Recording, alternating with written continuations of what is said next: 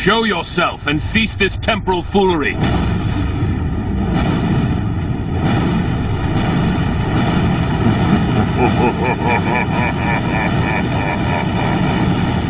I've seen bigger.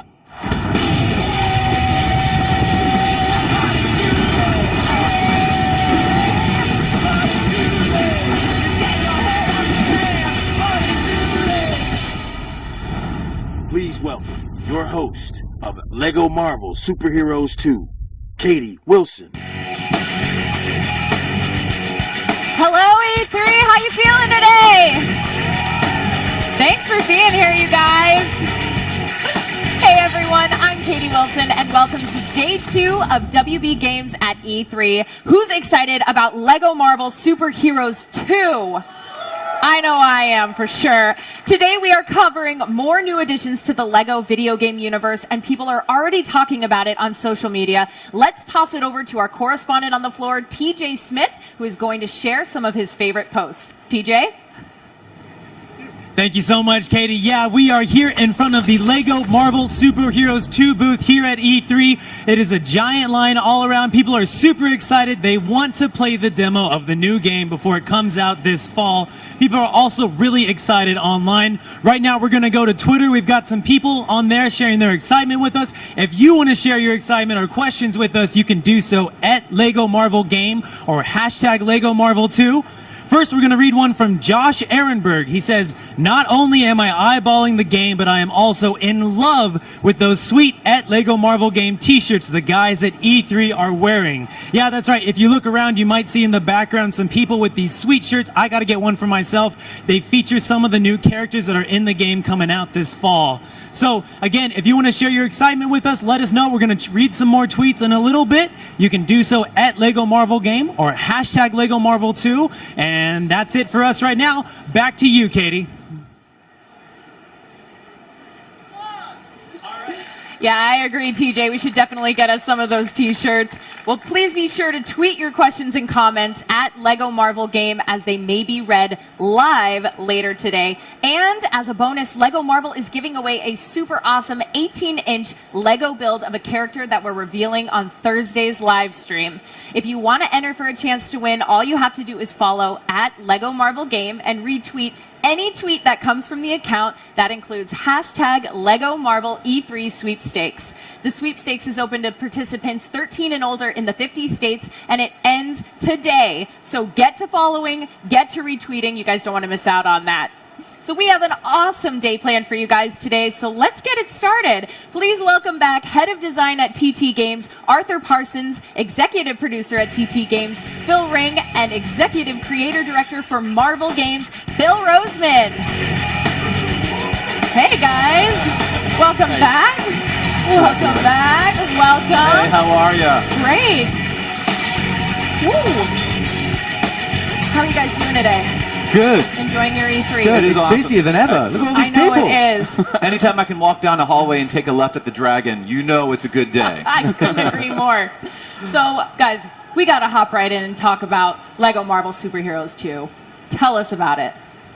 Go on, Bill. I'll leave Man, this to you. all I can say is it's about time. And by that I mean our big bad is Kang the Conqueror. Now, if you're a longtime Marvel fan, you know about Kang, but there may be many out there who don't. What Kang is all about, he's like a conquering general.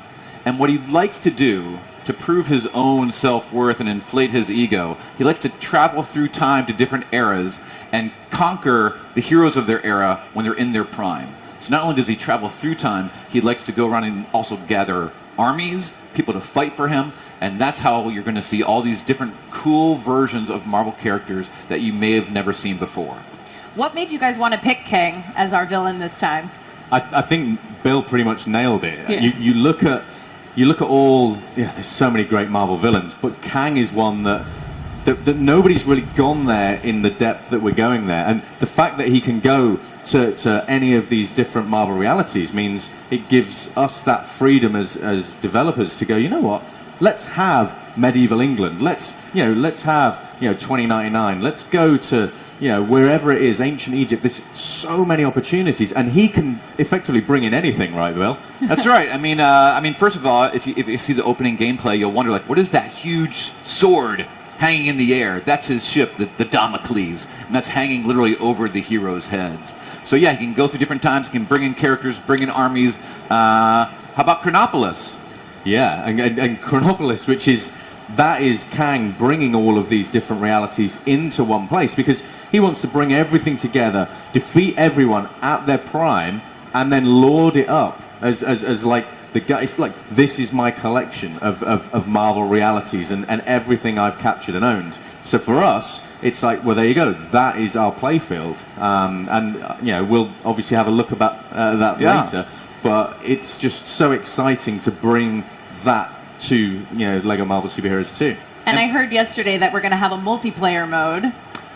That is true. That is true. We are, yeah. Actually, yeah, we've kind of brought this in and kept it Marvel themed. I don't know if you want to talk a bit about Grandmaster, Bill. Yeah, so if you know about the Grandmaster, he is the brother of the Collector. Now, where the Collector, as his name suggests, likes to gather things together and put them in his little cases, the Grandmaster, hence his name, is all about games. He loves to bring people together and force them to compete, because that's how he gets his jollies.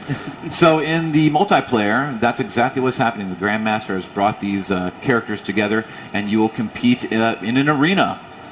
Yep. I also want to hear about the themed challenges. How many are going to be available? I don't know, Phil. Where are we at the minute with that one? Well, we're still working on it. This is the great thing about a game in development. We want to see more. We want to hear what people want to do. We'll keep adding these things. So an unknown number at the moment. So yeah, it's one of those things where when we first thought of this mode, it was because a lot of people that have played Lego Marvel Superheroes would get in touch and say, yeah, we love this story and going on a journey, but then we get to a point where me and my brother just kind of stop for a minute and get distracted because we end up like pitting ourselves against each other. And so then that led to us scratching our heads and thinking, you know what? That's a real thing. People enjoy, you know, doing everything that we put there, but then they're also making their own little stories and going head to head, toe to toe. So we thought, let's make an entire mode out of that and allow people to take any of the heroes and villains that we unlock in the game and anyone that we put in the customizer into that 4-player arena and just have fun with it. That sounds amazing. Now, I know you guys have been talking with Blitzwinger, but we actually have him here backstage, so I think we should bring him out and hop into some gameplay. What do you think? Let's do it. What do you guys think? Yeah, let's do it. Welcome, Blitzwinger, everyone. Hi, what's up? Hey, Max, thanks for coming. How are you? Hey, Matt. I'll let you sit there.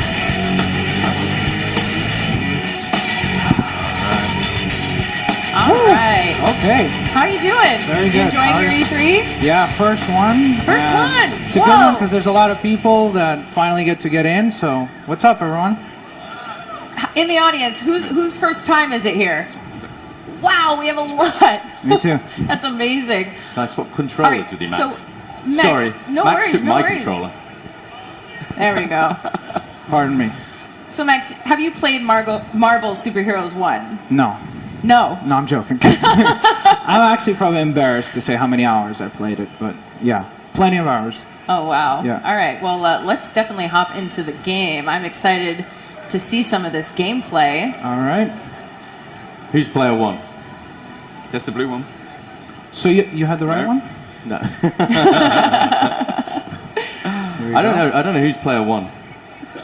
I don't know either. No, All right. we've gone straight into there. I'm going to come out of here. So, guys, talk a little bit about what we're going to be playing right now. So the multiplayer mode, it's 4v4. The idea of having competitive as well as cooperative was really great for us because it's one of the first times we've ever done this, and it asks us the age-old questions: who's going to win out of Star-Lord and Rocket? So let's find out. We get I'm betting on Rocket. Is it mine? Yeah. I don't know. Is it this one? Star-Lord. He's still got his dance moves. We have to show that. That's true. We've got Star-Lord, Gamora, Drax, and Rocket. We're going to be set up in an arena, and then the 4 of us will be kind of duking it out and trying to go for the Infinity Stones. And each of those give you a different power, depending on which stone you pick up. So yeah, it should be an interesting one, interesting little battle. And this is just one of the modes that we're planning on doing for the multiplayer as well.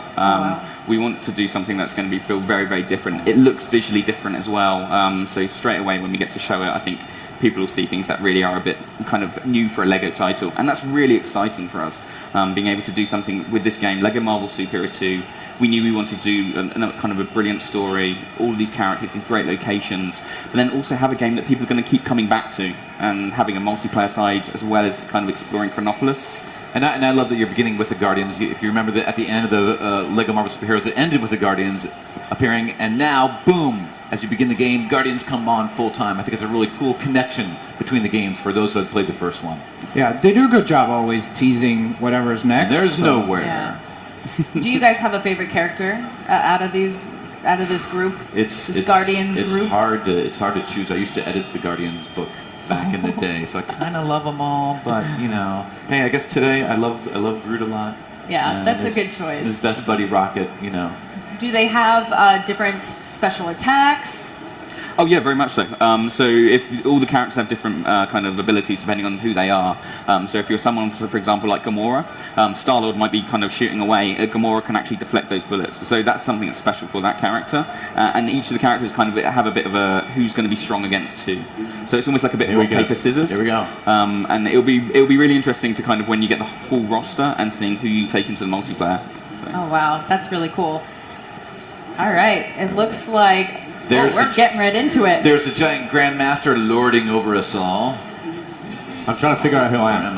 Yeah. I'm Star-Lord. I believe you're Star-Lord up there. Am I Gamora? Am I Star-Lord? Okay, I'm not holding back, by the way. Oh. Okay. I did mention there'd be danger, didn't I? Am I Gamora? Uh-oh. So, as you may see as well, one of the things with the multiplayer world, the entire world is made out of Lego. So with the Lego bricks that you can see, you can interact with them, you can smash the environment up. So if you do a really cool kind of special smash attack, you'll actually create a crater. Then the players will have to kind of deal with the changing environment. Oh, wow. And as well, things are dropping down like giant meteors. This is it. You want to avoid them, and then you want to go straight for them. So we just picked up the Mind Stone. So the Mind Stone actually gives you different abilities. Star-Lord just created multiple clones for himself, so the other players now have to deal with multiple Star-Lords in the environment. Oh no, the world doesn't need multiple Star-Lords. The Mind Stone is back in the Infinity Gauntlet.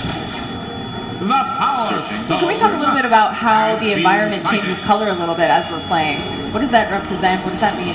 So it's almost like different levels, if you will. So as you start smashing it, you'll see the kind of different levels of the kind of the environment as you go deeper. So as you get deeper and deeper, it will start to turn red color when you know you're kind of approaching the bottom of the environment. Oh, wow. And also, it just looks really cool, visually.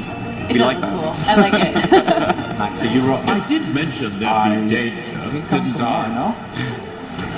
I do believe someone's picking on me. Uh-oh. Well, when you play as Star-Lord, someone's going to be expected. getting it, taking it too seriously. Yeah, this is also the first Lego Marvel game that has multiplayer. to the Infinity Well, Gauntlet. non-co-op stuff, so it's a big deal. Another new game mode. Soul Stone.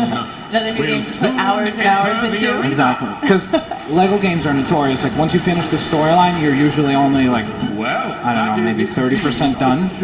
And then you have gold bricks to collect, characters to unlock, so there's always tons and tons of hours that you get post-game. And you're playing as Gamora, correct?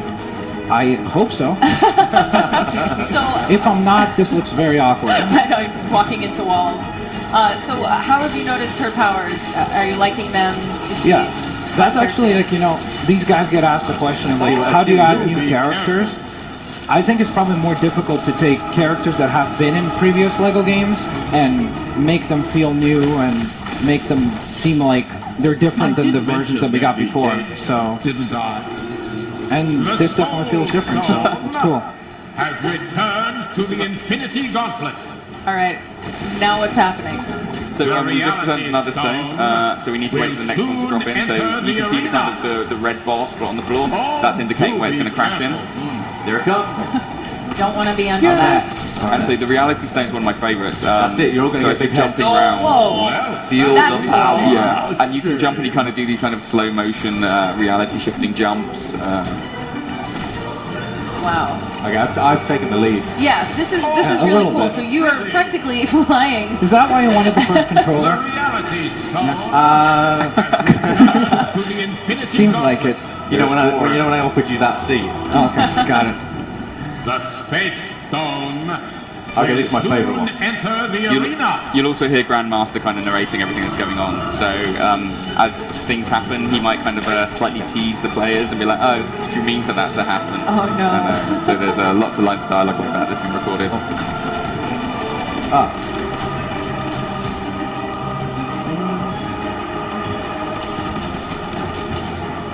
I'll just stand there and let you just take Yeah. out shots, all right? Yeah. Oh, shots Can we get our fired red up power here. break to help Shots us out or fired. something? That'd be nice.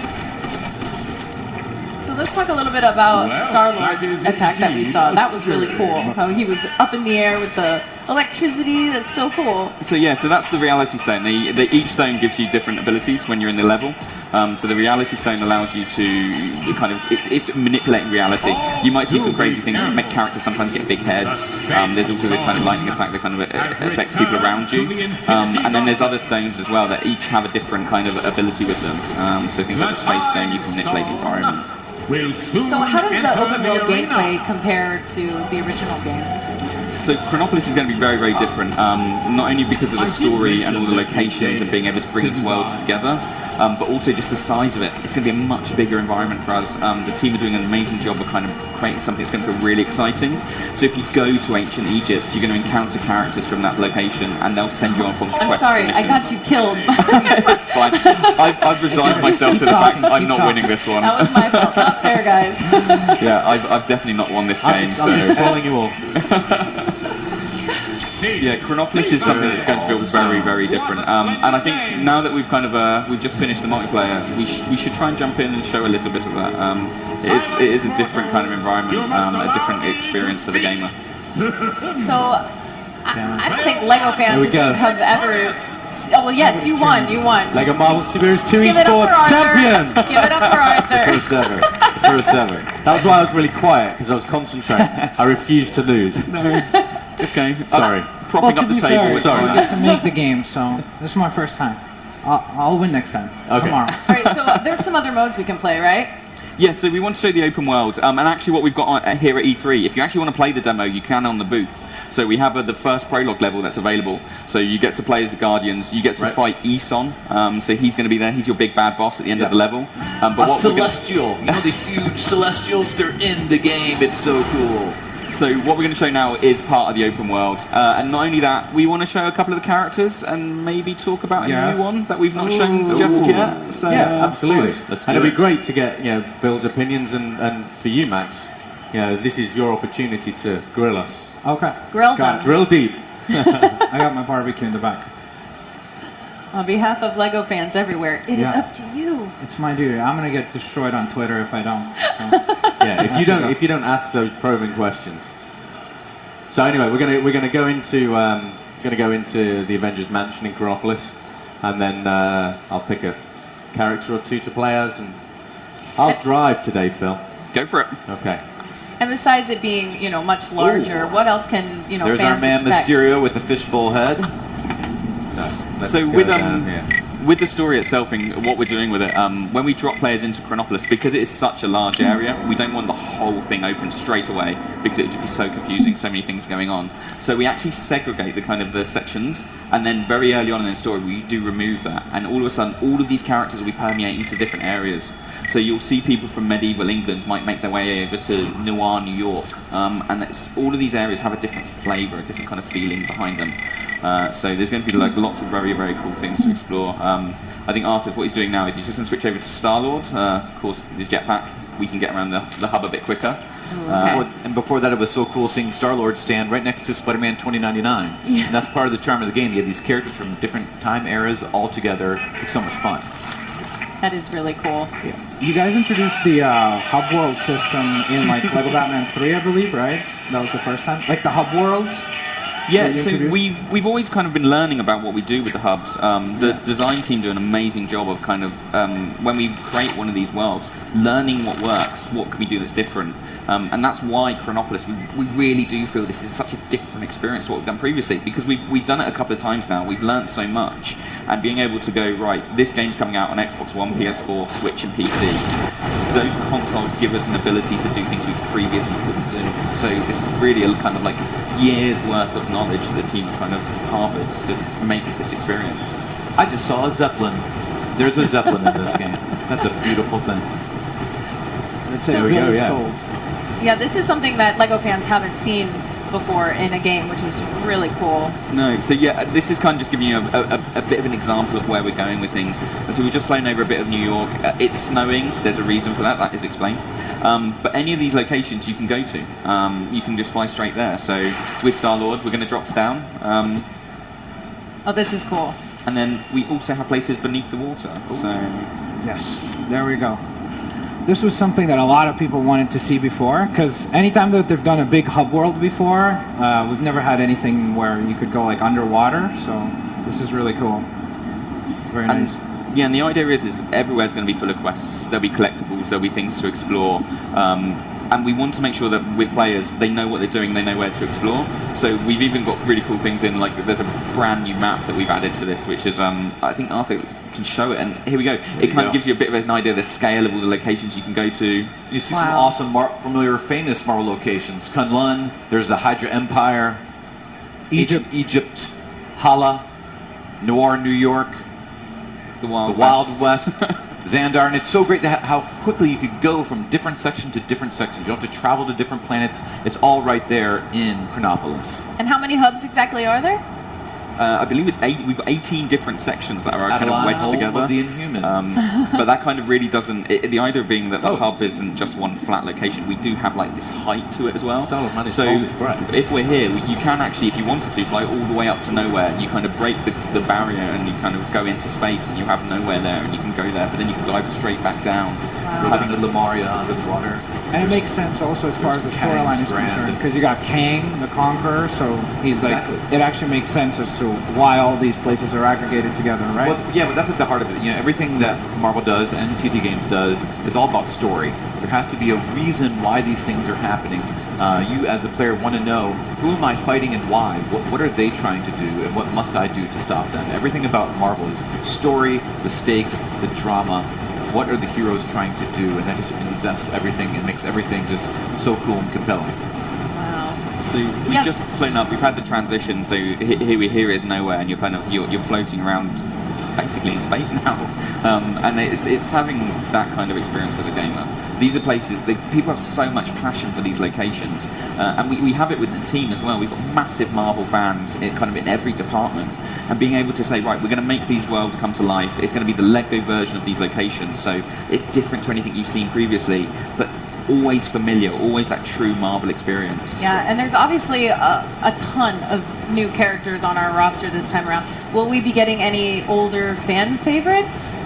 I mean, as you've seen it in the art we've released, like front and center, you have someone like Spider-Man 2099, who's been beloved since he was introduced in the 80s, but right above him is a rather new character, Spider-Gwen. So again, we're doing this mix of older fan favorites and new fan favorites all together. And then you have, wild versions. You have Hulk in his gladiator gear that you've seen in Thor, that you're going to see in Thor Ragnarok.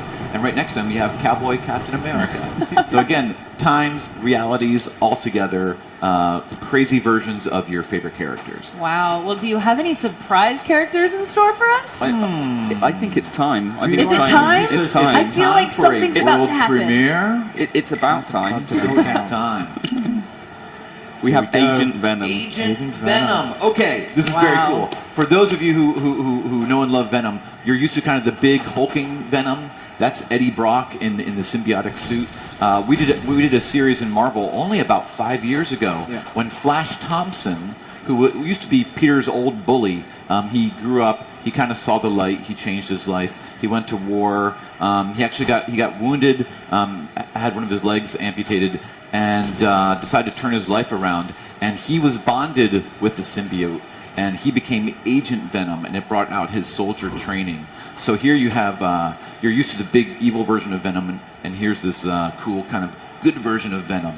And I see he looks really cool. It's and this is one of the great things about being able to work on these titles. Oh, cool. And there's Spider-Gwen that we mentioned earlier. I've got a friend who is going to be very excited that Agent Venom's actually in the game. So she's taking a selfie. Oh. Because the youths, they're all about technology, right? The youths. And there goes the Egyptians behind them. Oh, focus. They're all walking like an Egyptian, right? As if on cue. And obviously, Kang the Conqueror is a really exciting villain this time around. Jumps in for the Mary Janes. See, I love it. This is where you can tell everyone at TT are such Marvel fans. They know the details. They know Spider-Gwen plays the drums on the Mary Jane band. We've managed to get it in the game. Very cool. That is really cool. Yeah, that's stuff that you always find as you play the games. You're always like, even in idle animations, which is like when the character's just standing there around, you're not doing anything. Suddenly, you'll just start noticing little Easter eggs, and they'll throw little things that you never even realized was in the game, and then suddenly, 50 hours in, you're like, oh wait, they have that in there as well. So I can't wait to check out what and again, all the characters. That's a great example to see these two characters. You have Agent Venom. That had his book a few years ago, and you have Spider-Gwen, who's in her comic book now and is appearing in cartoons and products. So you see these two Spider characters from different eras together at once. It's so fun. Oh, and there's Baby Groot. I am Groot. This is my favorite. This is my favorite thing to do. Just run around the hub as Baby Groot. It's amazing. And there, through his time portal, he's able to age himself, and so you can go from Baby Groot to full-grown Groot. That's cool. In a matter of seconds, because it's about time. That's awesome. That is really cool. So let's talk some more about Kang the Conqueror. I know a lot of people are really excited. I mean, I am personally thrilled because he is one of the foes that he has challenged the Avengers since the 60s. So he's a long time foe that people may not have seen, have not seen it in film, may not have seen on TV. And to see him now make this leap from the comics to the game, and he's really one of the true big bads that we can celebrate now, as we have celebrated, say, Loki in the first Avengers movie, or Ultron in the second one. Now it's like, this is the other Avengers big bad that you might not know about. So he's finally getting his time in the sun. This is one of my favorite hubs. This is Noir, New York. So we're going back in time to the Roaring 20s, and there's the awesome Daily Bugle sign right there. Oh, boom! That's cool. And this is Spider-Man Noir, as you see in his black and white. Fisk Industries. Where do I know that last name from? Fisk. One of the kind of things with the hub as well is each of the locations has its own flavour, its own vibe. So if you're travelling through kind of Chronopolis and you dive into Noir, New York, your character changes. So if you're someone like, if you're Star-Lord, you'll see he kind of goes into sepia tone, and then you're in this environment, and it changes depending on where you are. So if you're stood in the middle of ancient Egypt, it's different to Noir, New York. It's different to medieval England. Oh, look! All right, it's Lockjaw.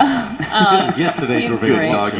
Yeah. Well, guys, unfortunately, that's all the time we have for this segment today. We're so stoked about the new LEGO Marvel game. These new timelines and new additions are so awesome. So when will we be able to pre-order this game? You can pre-order it now. Right now. And it's out November the 14th. But the great thing is, if you do pre-order it now, and pre-order the deluxe edition, there is a classic Guardians pack, Bill, right? And you'll see classic Yondu with his big fin and his bow and arrow, and you get to see how Yondu began when he was introduced in the 70s, even though he was from the future. See, it's all about time, right? Well, thank you guys so much. Arthur, Phil, Bill, Blitzwinger, give it up for them, you guys. Thank you for joining us. Thanks, Casey. Thanks, guys. Thank you.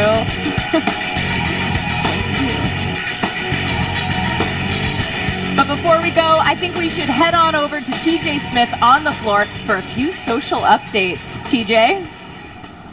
Thank you, Katie. Yes, we are here in front of the LEGO Marvel Superheroes 2 booth. Everyone is super excited. I've been seeing some massive battles happening on the demo behind me. Everyone is loving getting their hands on the game in advance of when it comes out this fall. Let's go ahead and check in with Twitter right now. If you want to tweet us, you might just show up in stream this week. You can do so at LEGO Marvel Game or hashtag LEGO Marvel 2. First up, we've got at Zathar says, LEGO Lockjaw is my everything right now. Just like you guys saw just now, the Lockjaw character, he's a giant dog.